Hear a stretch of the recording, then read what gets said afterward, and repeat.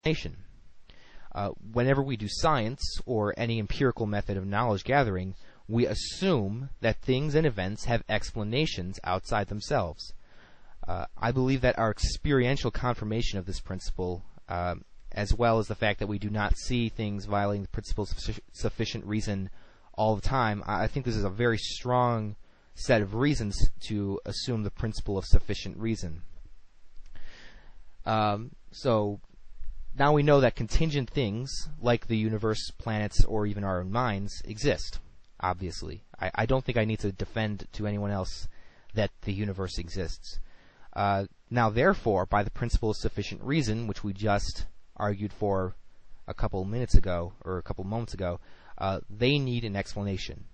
Now, we can appeal to more contingent things to explain these things, but those need explanations, and they need explanations, and they need explanations ad infinitum. Now, we could have an infinite regress of contingent explanations, and the problem is this regress itself is a contingent entity and must have an explanation. So, there needs to be a necessary explanation.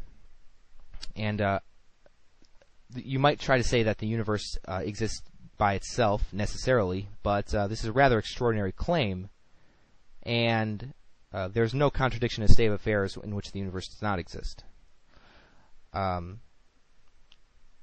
So, if the universe needs an explanation, then that explanation is God. I just want to give one simple reason. The explanation for the universe must itself be immaterial. So the only things that we know that can exist, I'm not saying that they do exist, but that can exist without material are numbers or abstract objects and minds. Now, since abstract objects cannot cause anything, that's kind of why they're called abstract, the explanation must be a mind. So it seems that a necessarily existent mind is the explanation for the universe. Now on to my second argument in favor of Christian theism, the moral argument. The moral argument, as I will present it, has two premises and one conclusion. Premise 1, if God does not exist, then objective moral values do not exist. Premise 2, objective moral values do exist.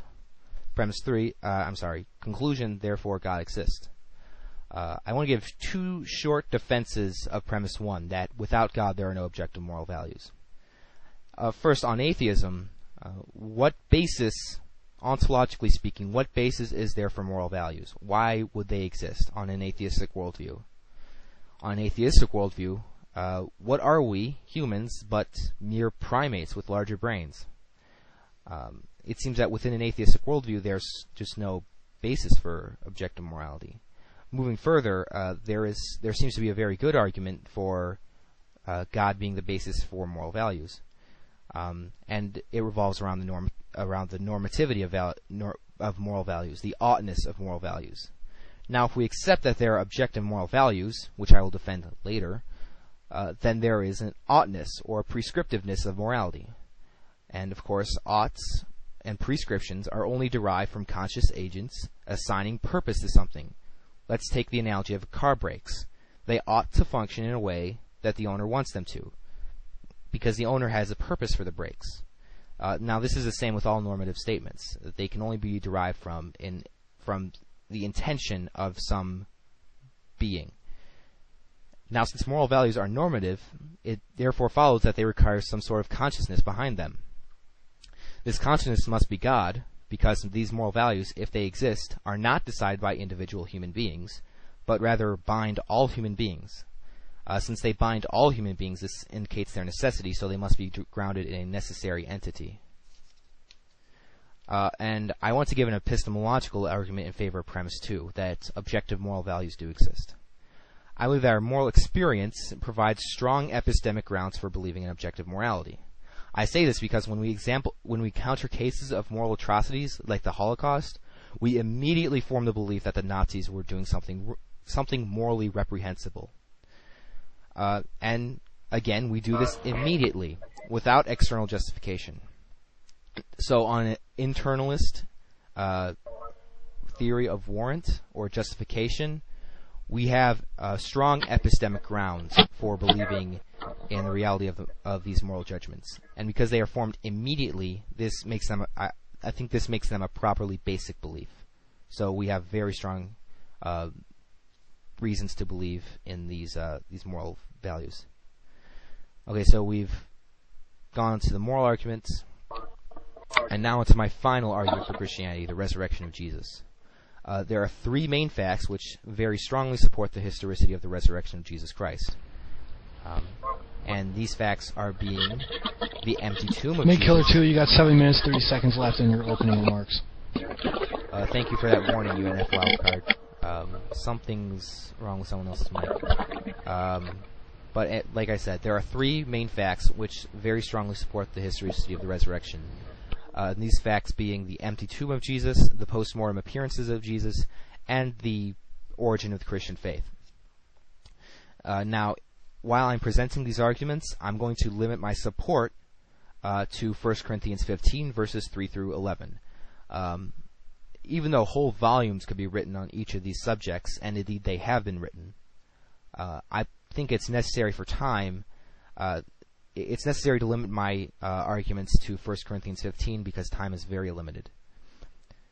Now, first, a discussion of the creed contained in 1 Corinthians 15 is in order. By creed, I mean an oral tradition that was passed on by the apostles. This is not Paul's own wording in 1 Corinthians in verses 3 through 8. This is not Paul's own wording.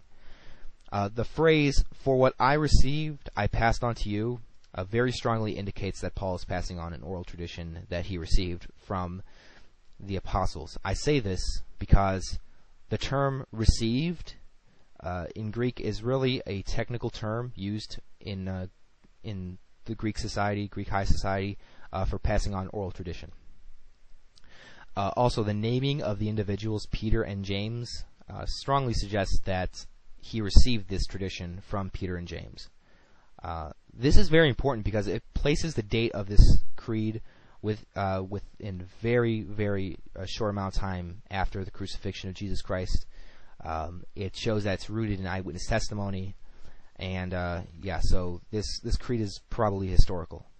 Now, the empty tomb is very strongly supported by Paul's statement in 1 Corinthians that Jesus was buried and then raised on the third day.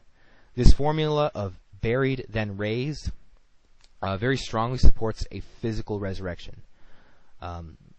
Moreover, the Greek word used for raised is anastasis, which indicates a physical continuous resurrection of Jesus, because this word is most analogous to our modern English word lift, or our English phrase rise up out of place. This strongly supports that Jesus was buried, and then 3 days later he rose again and left behind an empty grave.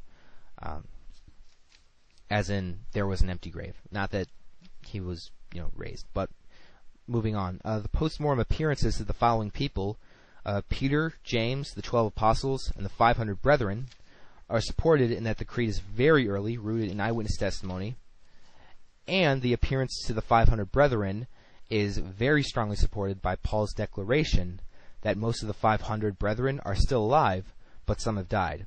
Now, as N.T. Wright noted in his landmark study, The Resurrection of the Son of God, this statement can only serve as a challenge to the Corinthians to verify these eyewitness reports.